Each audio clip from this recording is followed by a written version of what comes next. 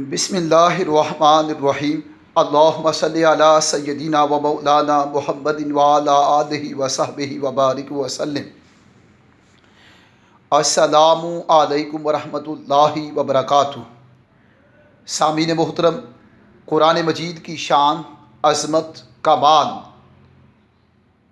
اور قرآن مجید کی برکات اور فضیلت کے حوالے سے احادیث مبارکہ سے گفتگو جاری تھی۔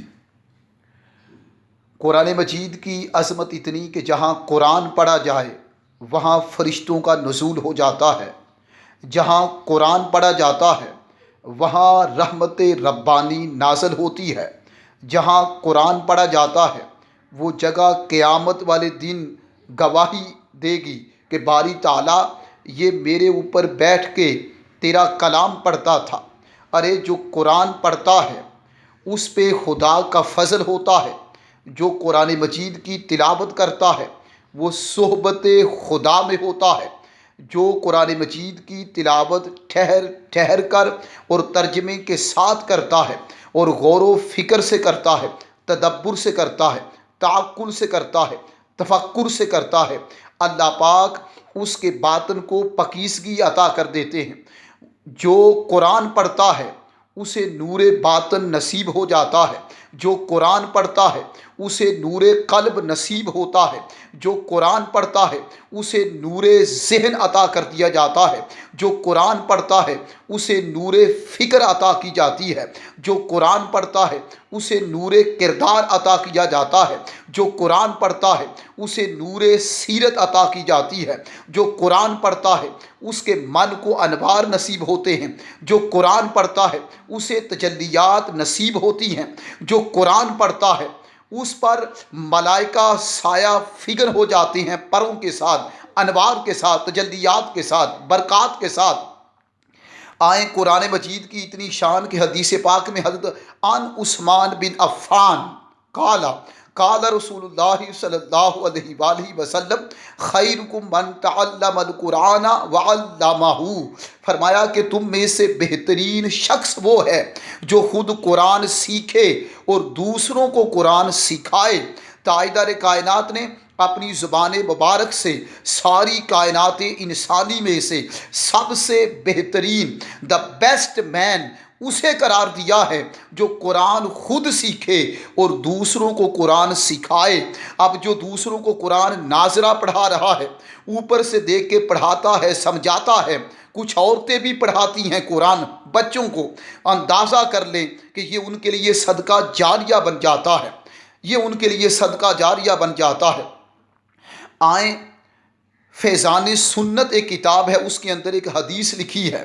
حدیث پاک میں آتا ہے کہ جو بچہ پہلے دن مدرسے گیا، میں قرآن کی شان بیان کر رہا ہوں اور فضیلت قرآن بتا رہا ہوں اور کمال قرآن اور عظمت قرآن اور جمال قرآن وہ بتا رہا ہوں کہ کیا ہے۔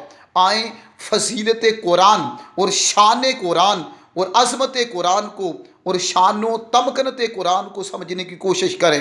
فرمایا جو بچہ ابھی بچہ ہے، عقل کا کچا ہے اور وہ پہلے دن مدرسے گیا ہے اور پہلے دن مدرسے جا کے اس نے قاری صاحب سے پڑھا، وہ حفظ کرنے کے ارادے سے گیا ہے، وہ قرآن زبانی یاد کرنا چاہتا ہے، اسے دل میں سمونا چاہتا ہے اور دل میں اسے نقش کرنا چاہتا ہے پورے قرآن کو۔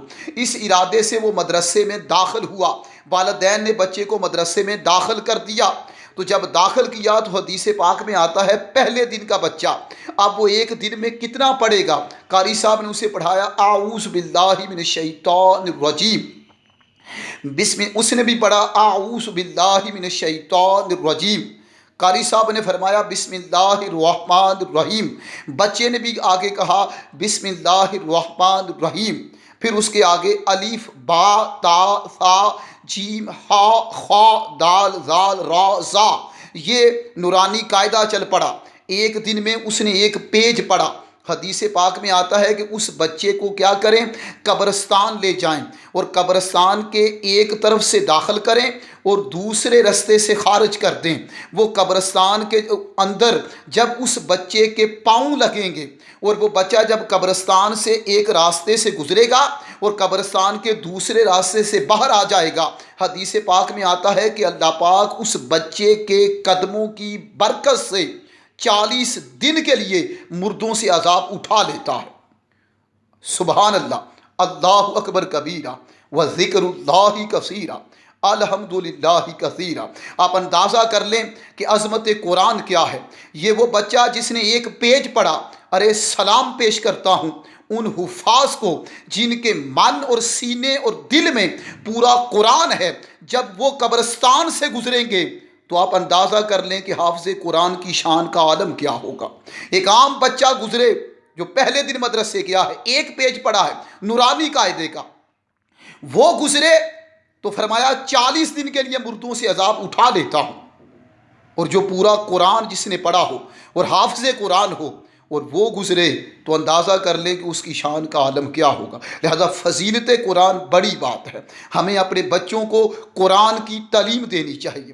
قرآن کے لیے انہیں قاری جو قرہ حضرات ہیں، قاری صاحب کے پاس بھیجنا چاہیے تاکہ وہ بچپن ہی سے قرآن مکمل پڑھے، ناظرہ بھی پڑھے، اور جو حفظ زبانی یاد کروانا چاہتے ہیں وہ بھی بچوں کو مدرسے بھیجیں۔ اللہ پاک سب کو سلامت رکھے اور تا قیامت رکھے۔